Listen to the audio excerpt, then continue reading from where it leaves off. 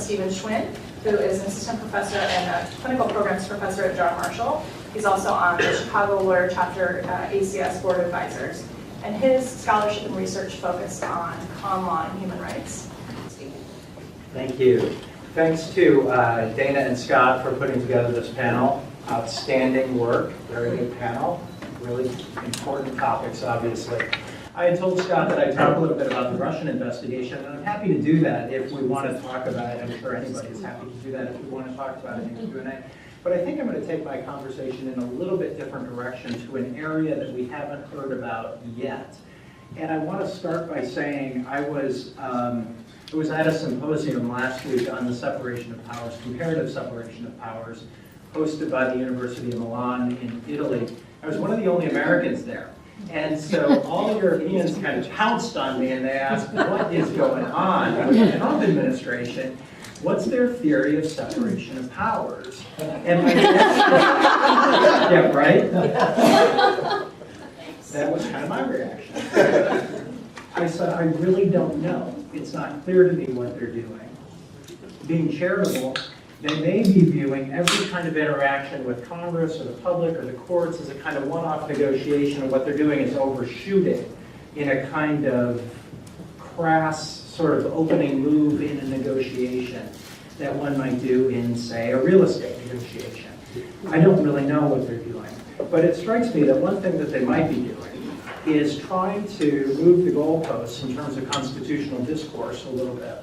What it seems that they're trying to do is in one-off kind of negotiations in these different policies, many of which we've heard about, is to take a position that's so far outside of the constitutional norms that we're accustomed to, that they're actually going to pull us in that direction, right? So even if they lose ultimately with their strong position, they'll have pulled the country in the direction of their position. There's a problem with this. When they establish their opening move, the administration seems to be doing it in an apparently nonsensical kind of way. I mean, the administration really seems to be flailing. I've got a very good example of that I'll share with you in a second. But I want to contrast that with a different administration that seems to be adopting a similar kind of opening position in trying to change the Constitution. We all remember the Bush administration, right? The Bush administration, after the attacks on 9/11, time and time again took constitutional positions that were outside of the boundaries of constitutional norms in an effort to pull the country in that direction, even if they didn't win their ultimate position. What we saw in the Bush administration is that the courts pushed back in some important ways, Congress pushed back in some important ways, but the courts and Congress didn't push back in other important ways. The point is, we had a reasonable constitutional dialogue about the limits of executive authority and the separation of powers. The problem with the Trump administration's opening position in this sort of nonsensical, sort of flailing way is that not only are their positions extreme, but they don't make any sense. It's really hard for us to oppose them and to have a reasonable constitutional dialogue about the extent of executive authority and separation of powers, given what appear to be, again, sort of nonsensical positions on the part of the executive. The one example of this that I think may be better than any others, and we haven't heard about yet, is the 2-for-1 executive order that President Trump issued earlier this year. You might remember the 2-for-1 executive order said that any administrative agency, when they move to adopt a new regulation, has to withdraw 2 regulations, so that the net cost is no greater than 0, right? So there are 2 components of it. It's the 2-for-1, you have to withdraw 2 regulations for the adoption of one, but the net cost has to be no greater than 0. This is a very strange way to regulate, right? It doesn't appear to be tethered to any sort of statute. It just is kind of a free-floating thing out there that says 2-for-1 if you're in an administration. It doesn't even give you any more guidance about which 2 for which run, do they have to be related, anything like that. And so the question is, well, how do you respond to that kind of thing? What do you do, right? Well, it turns out Public Citizen and the NRDC filed suit against the Trump administration opposing the 2-for-1 regulation EO in federal district court in the District of Columbia. That suit is now pending, and they've challenged the regulation as arbitrary and capricious under the Administrative Procedures Act, and as a violation of the President's take care responsibility under Article 2 of the Constitution. Now, we'll see where that suit goes.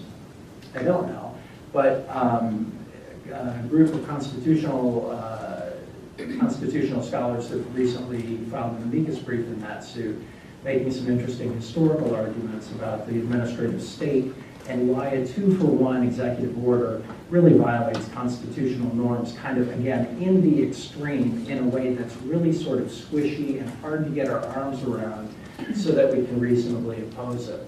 The problem is both substantive and procedural.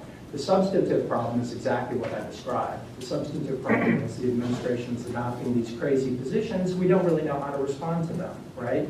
Within normal, ordinary constitutional discourse.